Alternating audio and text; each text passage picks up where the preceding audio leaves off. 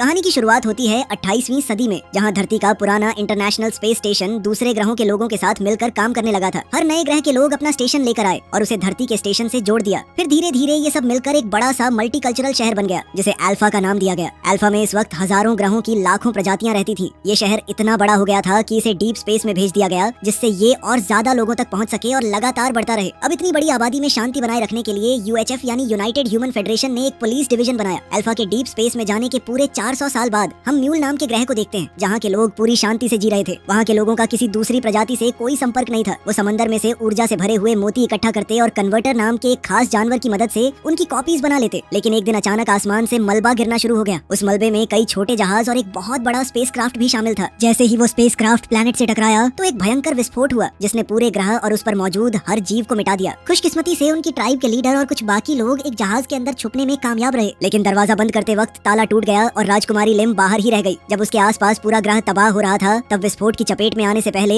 उसने अपनी आत्मा को ऊर्जा की एक लहर के रूप में छोड़ दिया। उसकी आखिरी उम्मीद थी कि उनका संदेश किसी तक पहुंच जाए। अब ये ऊर्जा की लहर UHF के मेजर वलीरियन तक पहुंच गई। वलीरियन अपनी साथी सार्जेंट सोफी के साथ सफर करता था। वो सोफी के साथ रिश्ता बनाना चाहता था, लेकिन सोफी हर बार उसे मना कर देती। उसका मानना था कि वलीरियन दिल फेंक आशिक है, वो हमेशा उसके साथ नहीं रहने वाला। अब वलीरियन ने जहाज की AI एलेक्स से अपने दिमाग का स्कैन करने को कहा। एलेक्स ने बताया कि उसके दिमाग में कुछ बाहरी ऊर्जा की लहरें पहुंची हैं। इसके बाद वो दोनों प्लैनेट कायरियन पर गए। वहाँ उन्हें डिफेंस मिनिस्टर का संदेश मिला। मिनिस्टर ने उनसे कहा कि वो उस प्रजाति के आखिरी कन्वर्टर को बचाएं और उसे अल्फा में लेकर आएं। ये मिशन बहुत ही खुफिया था। फिर दोनों तुरंत इस मिशन के लिए रवाना हो गए। जैसे ही वो लोग वहाँ पहुंचे, उन्होंने अपने कपड़े बदल लिए ताकि आम टूरिस्ट की तरह दिख सकें। फिर वहाँ उनकी मुलाकात मेजर गिब्सन और उसकी टीम से हुई, जो इस मिशन में उनकी मदद करने वाली थी। योजना के मुताबिक वलीरियन को एक वर्चुअल बाजार में घुसना था और फिर एक खास पॉइंट पर सोफी से मिलकर सामान का ट्रांसफर करना था।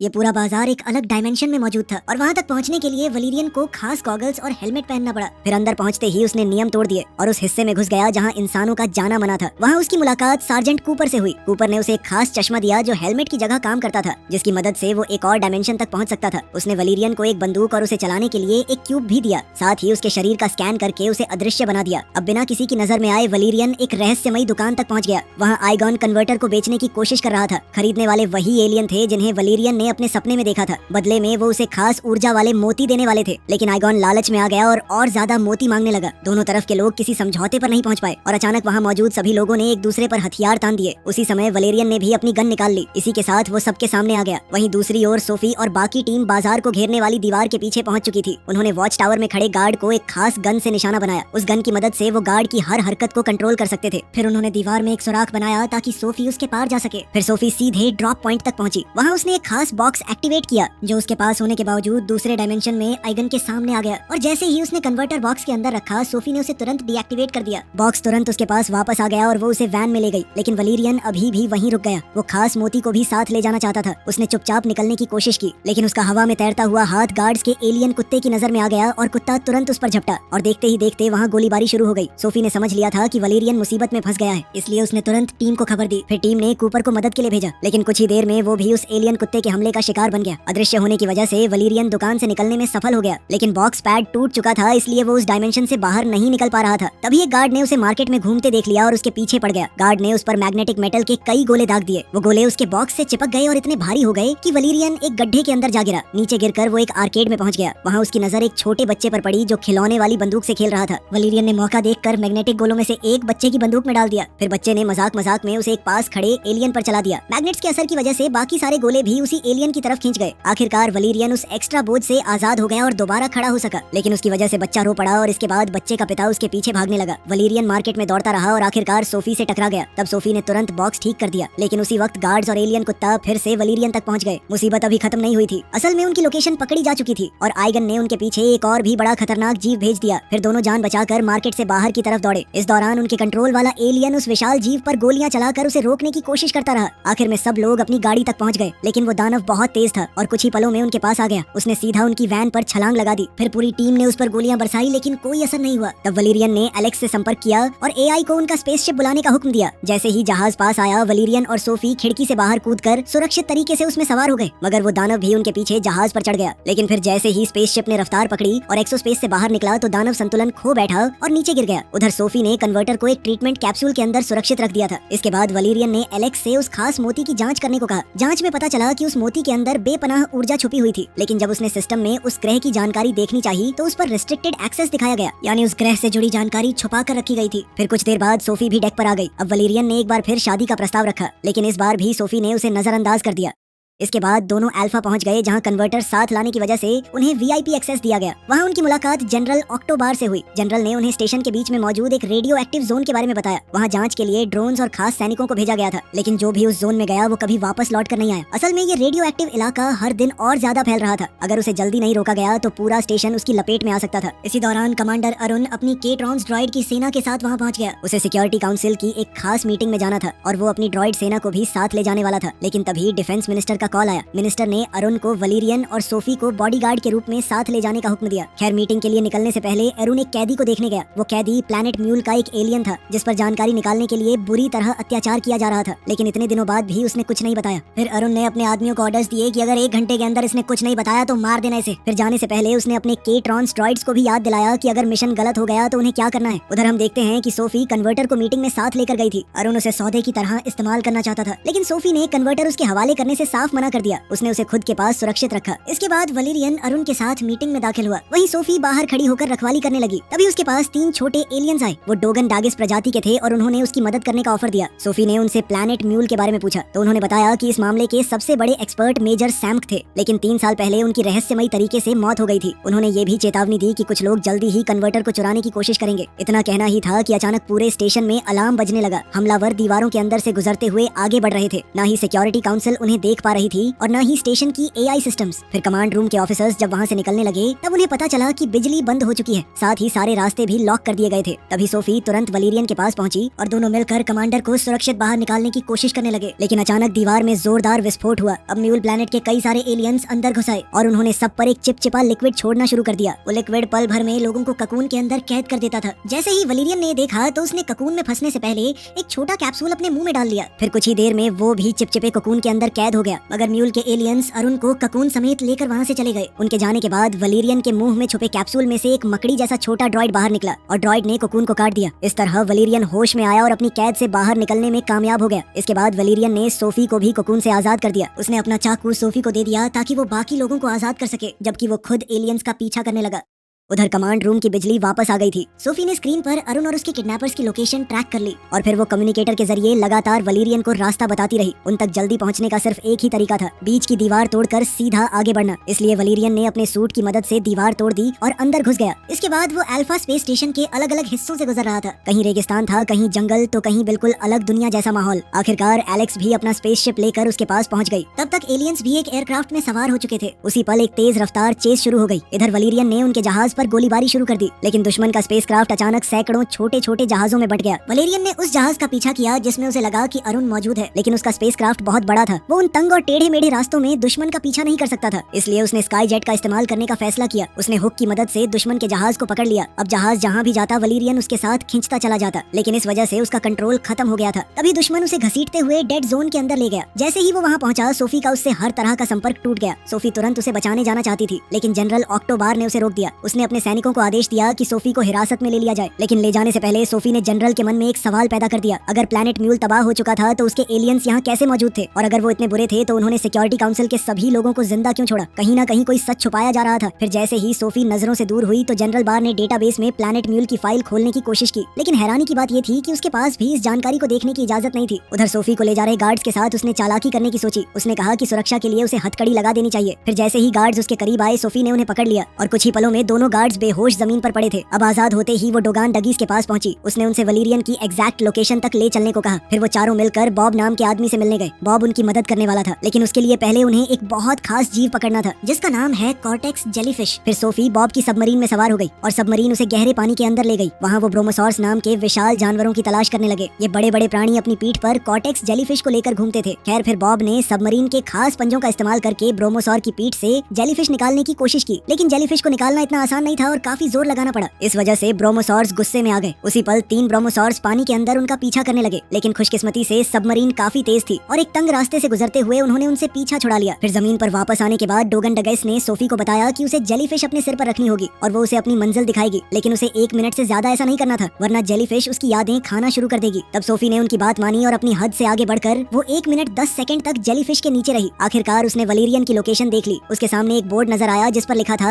L630E। तब डोगन डगेस ने तुरंत पहचान लिया कि इसका मतलब लेवल 630 ईस्ट था। फिर सोफी अपने साथी को बचाने के लिए तुरंत निकल पड़ी, लेकिन इसी दौरान डोगन डगीस जनरल बार के पास गए और उसे अरुण के छुपाए हुए एलियन कैदी के बारे में बता दिया। ये सच जानकर जनरल बार ने तुरंत पूछताछ में शामिल सभी लोगों को गिरफ्तार कर लिया और म्यूल एलियन की मदद करने की कोशिश की, लेकिन एलियन ने मरने से पहले एक संदेश देने के लिए अपना शरीर फाड़ दिया, बिल्कुल वैसे ही जैसा राजकुमारी ने किया था। उसने कमांडर को बताया कि हम लोग मजबूरी में हमला कर रहे हैं, हमारी एक चीज है तुम्हारे पास। इसके बाद जब सार्जेंट नेजा ने एलियन का डीएनए डेटाबेस में चेक किया तो हैरानी की बात ये थी कि उस प्रजाति का कोई रिकॉर्ड मौजूद ही नहीं था। इसका मतलब या तो वो लोग कभी मौजूद थे ही नहीं या फिर किसी ने जानबूझकर उनके सारे रिकॉर्ड्स मिटा दिए थे।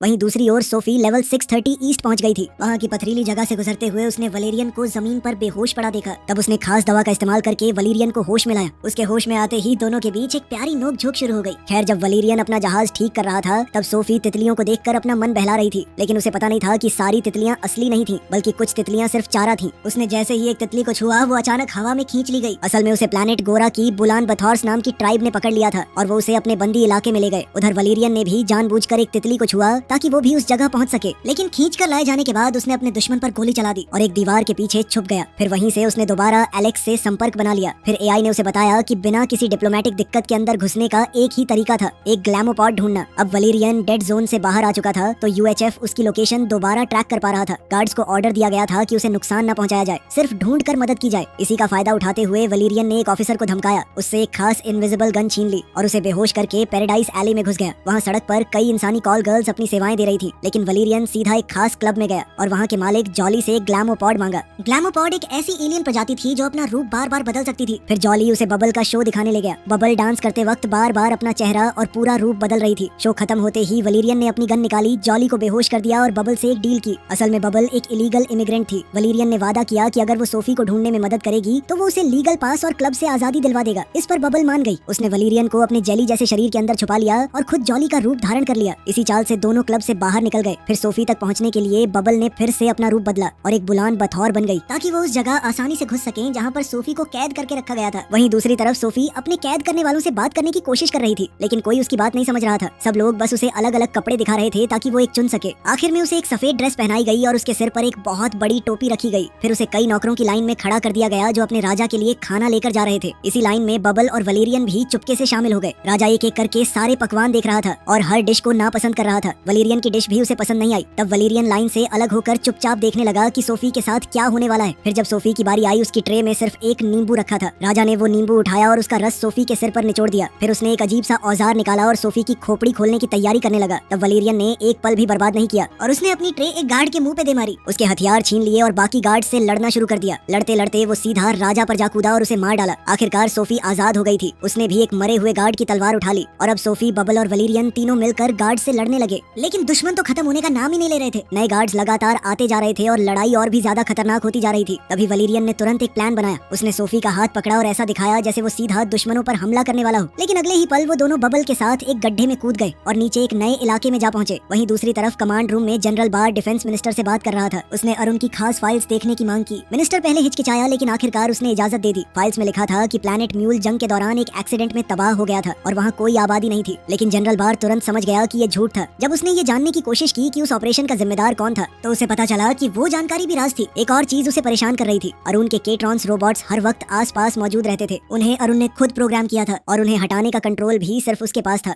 इधर वलेरियन और सोफी एक बहुत बड़े कचरे के कंटेनर में जा गिरे थे। वहाँ उन्हें पता चला कि लड़ाई के दौरान बबल बुरी तरह जख्मी हो चुकी थी। अपनी आखिरी सांसों में बबल ने वलेरियन से सिर्फ एक बात कही। उसने कहा कि वो सोफी का हमेशा ख्याल रखे। इतना कहकर उसका शरीर धीरे धीरे धूल में बदल गया। बबल की मौत से उदास होकर वलेरियन और सोफी आगे बढ़ने लगे। वलेरियन दावा कर रहा था कि उसे पता है वो कहाँ जा रहा है। फिर रास्ते में उसने एक सच बताया। उसने कहा कि राजकुमारी लिम की आत्मा शुरू से उसके अंदर मौजूद थी और वही उसे रास्ता दिखा रही थी। आखिरकार चलते चलते दोनों डेड जोन के अंदर पहुंच गए। हैरानी की बात ये थी कि उनके साथ कुछ भी बुरा नहीं हुआ, ना कोई रेडिएशन थी ना कोई बीमारी। तब उन्हें समझ आया कि डेड जोन का खतरा शुरू से ही एक झूठ था। अब वलेरियन को यकीन हो गया कि अरुण असल सच जानता था। फिर थोड़ी देर बाद वो एक चमकती हुई दीवार तक पहुंचे। उस चमकती दीवार के पीछे वही लोग मौजूद थे जिनकी वो तलाश कर रहे थे। ऐसा लग रहा था जैसे वो सिर्फ उन दोनों का इंतजार कर रहे हों। फिर म्यूल के नेताओं ने उन्हें सालों पहले घटी पूरी घटना सुनाई। प्लैनेट के तबाह होने के बाद वो लोग उस जहाज में बच गए थे जिसमें वो भाग निकले थे। कई सालों तक वो अंतरिक्ष में भटकते रहे। जहाज में जो भी सामान और टेक्नोलॉजी बची थी उसी की मदद से उन्होंने जिंदा रहना सीखा। जहाज के डेटाबेस में मौजूद सारी साइंस और जानकारी का इस्तेमाल करके उन्होंने अपनी सभ्यता को दोबारा खड़ा करना शुरू किया। मगर कई सालों बाद कुछ स्क्रैप डीलर्स ने उन्हें ढूंढ निकाला। आखिर में उनका जहाज अल्फा स्टेशन को बेच दिया गया और तब से म्यूल के लोग छुपकर अल्फा के अंदर रह रहे थे। वहाँ रहते हुए उन्होंने और ज्यादा ज्ञान हासिल किया और एक नया जहाज बनाना शुरू किया जिसके जरिए वो किसी नए ग्रह पर अपना घर दोबारा बसा सके।